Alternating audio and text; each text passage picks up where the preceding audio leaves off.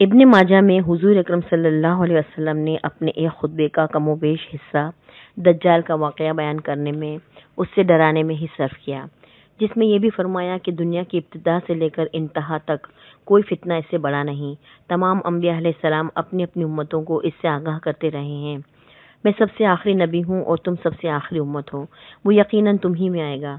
اگر میری موجودگی میں آ گیا تب تو میں اس سے نمٹ لوں گا، اور اگر بعد میں آیا تو ہر شخص کو اپنا آپا اس سے بچانا پڑے گا۔ میں اللہ تعالیٰ کو ہر مسلمان کا خلیفہ بناتا ہوں۔ وہ شام اور عراق کے درمیان نکلے گا، دائیں بائیں گھومے گا۔ لوگوں، اے اللہ تعالیٰ کے بندوں، دیکھو دیکھو تم ثابت قدم رہنا، سنو میں تمہیں اس کی ایسی صفت سناتا ہوں جو کسی نبی نے اپنی امت کو نہیں سنائی۔ وہ ابتدا میں دعویٰ کرے گا کہ میں نبی ہوں، پس تم یاد رکھنا کہ میرے بعد کوئی نبی نہیں۔ پھر وہ اس سے بھی بڑھ جائے گا اور کہے گا میں خدا ہوں، پس تم یاد رکھنا کہ خدا کو ان آنکھوں سے کوئی نہیں دیکھ سکتا۔ ہاں، مرنے کے بعد دیدار باری تعالیٰ ہو سکتا ہے۔ اور سنو، وہ کانا ہوگا اور تمہارا رب کانا نہیں، اس کی دونوں آنکھوں کے درمیان کافر لکھا ہوا ہوگا، جسے پڑھا لکھا اور ان پڑھ غرض ہر ایماندار پڑھ لے گا۔ اس کے ساتھ آگ ہوگی اور باغ ہوگا، اس کی آگ دراصل جنت ہے اور اس کا باغ دراصل جہنم ہے۔ سنو، تم میں سے جسے وہ آگ میں ڈالے وہ اللہ تعالیٰ سے فریاد رسی چاہے اور سورہ کہف کی ابتدائی آیات پڑھے، اس کی وہ آگ اس پر ٹھنڈک اور سلامتی بن جائے گی، جیسے خلیل اللہ پر نمرود کی آگ ہو گئی تھی۔ اس کا ایک فتنہ یہ بھی ہوگا کہ وہ ایک اعرابی سے کہے گا اگر میں تیرے مرے ہوئے ماں باپ کو زندہ کر دوں پھر تو مجھے رب مان لے گا۔ وہ اقرار کرے گا، اتنے میں دو شیطان اس کی ماں اور باپ کی شکل میں ظاہر ہوں گے اور اسے کہیں گے بیٹے یہی تیرا رب ہے، تو اسے مان لے۔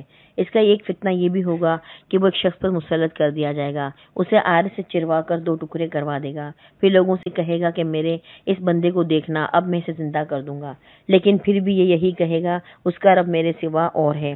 چنانچہ یہ اسے اٹھائے بٹھائے گا اور یہ خبیث اس سے پوچھے گا تیرا رب کون ہے؟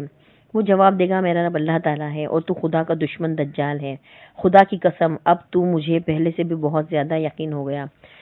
دوسری سند سے مروی ہے کہ حضور اکرم صلی اللہ علیہ وسلم نے فرمایا یہ مومن میری تمام امت سے زیادہ بلند درجے کا امتی ہوگا۔ حضرت ابو سعید خدری رضی اللہ تعالیٰ عنہ فرماتے ہیں کہ اس حدیث کو سنا کر ہمارا خیال تھا کہ یہ شخص حضرت عمر بن خطاب رضی اللہ تعالیٰ عنہ ہوں گے۔ آپ رضی اللہ تعالیٰ عنہ کی شہادت تک ہمارا یہی خیال رہا۔ حضور اکرم صلی اللہ علیہ وسلم فرماتے ہیں اس کا ایک فتنہ یہ بھی ہوگا کہ وہ آسمان کو پانی برسانے کا حکم دے گا اور آسمان سے بارش ہوگی۔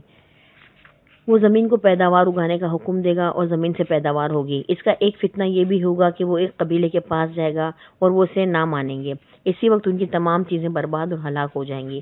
دوسرے قبیلے کے پاس جائے گا جو اسے خدا مان لے گا، اسی وقت اس کے حکم سے ان پر آسمان سے بارش ہوگی اور زمین سے پھل کھیتی اگے گی۔ اس کے جانور پہلے سے زیادہ موٹے، تازے اور دودھ دینے والے ہو جائیں گے۔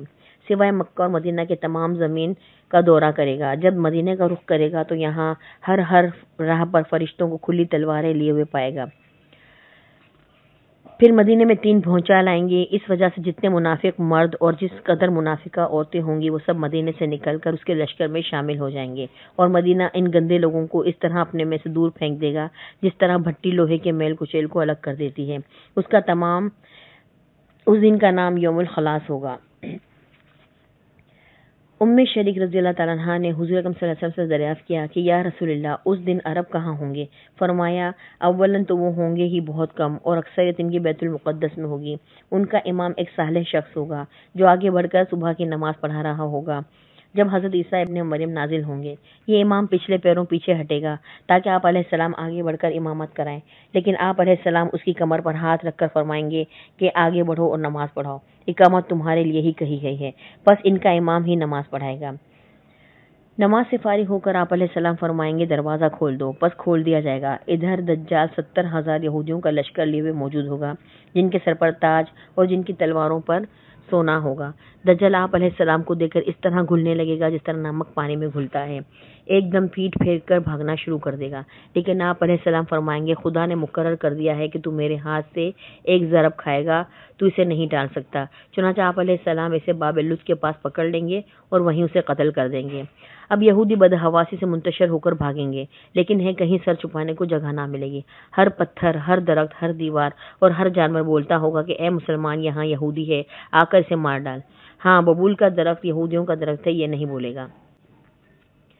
حضور صلی اللہ علیہ وسلم فرماتے ہیں پھر عیسیٰ ابن مریم علیہ السلام میری امت میں حاکم ہوں گے، عادل ہوں گے، امام ہوں گے، با انصاف ہوں گے، صلیب کو توڑ دیں گے، خنزیر کو قتل کریں گے، جزیے کو ہٹا دیں گے، حسد اور بغض بالکل جاتا رہے گا، ہر زہریلے جانور کا زہر ہٹا دیا جائے گا، بچے اپنی انگلی سانپ کے منہ میں ڈالیں گے لیکن وہ انہیں کوئی ضرر نہ پہنچائے گا، شیروں سے لڑکے کھیلیں گے، نقصان کچھ نہ ہوگا، بھیڑیا بکریوں کے گلے ریوڑ میں اس طرح پھریں گے جیسے رکھوالا کتا ہو، تمام زمین اسلام اور اصلاح سے اس طرح بھر جائے گی جیسے کوئی برتن پانی سے لبالب بھرا ہوا ہو، سب کا کلمہ ایک ہو جائے گا، اللہ کے سوا کسی کی عبادت نہ ہوگی، لڑائی اور جنگ بالکل موقوف ہو جائے گی، زمین مثل سفیدی چاندنی کے منور ہو جائے گی، ایک جماعت کو ایک انگور کا خوشہ پیٹ بھرنے کے لیے کافی ہوگا، ایک انار اتنا بڑا ہوگا کہ ایک جماعت کھائے اور سیر ہو جائے، بیل اتنی قیمت پر ملے گا اور گھوڑا چند درہموں پر ملے گا۔ لوگوں نے پوچھا اس کی قیمت گر جانے کی کیا وجہ ہوگی؟ فرمایا اس لیے کہ لڑائیوں میں اس کی سواری بالکل نہ لی جائے گی۔ دریافت کیا گیا کہ بیل کی قیمت بڑھ جانے کی کیا وجہ ہے؟ فرمایا اس لیے کہ تمام زمین میں کھیتیاں ہونی شروع ہو جائیں گی۔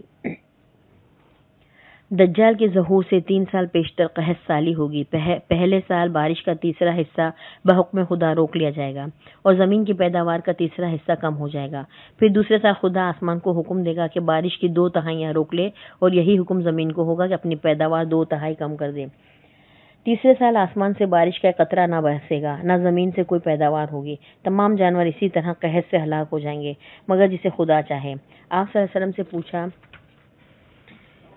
پوچھا گیا کہ پھر اس وقت لوگ زندہ کیسے رہ جائیں گے؟ آپ صلی اللہ علیہ وسلم نے فرمایا ان کی غذا کے قائم مقام اس وقت ان کا لا الہ الا اللہ کہنا اور اللہ اکبر کہنا اور سبحان اللہ کہنا اور الحمدللہ کہنا ہوگا۔ ابن ماجہ رحمۃ اللہ علیہ فرماتے ہیں میرے استاد نے اپنے استاد سے سنا، وہ فرماتے تھے یہ حدیث اس قابل ہے کہ بچوں کے استاد اسے بچوں کو بھی سکھا دیں بلکہ لکھوائیں تاکہ انہیں بھی یاد رہے۔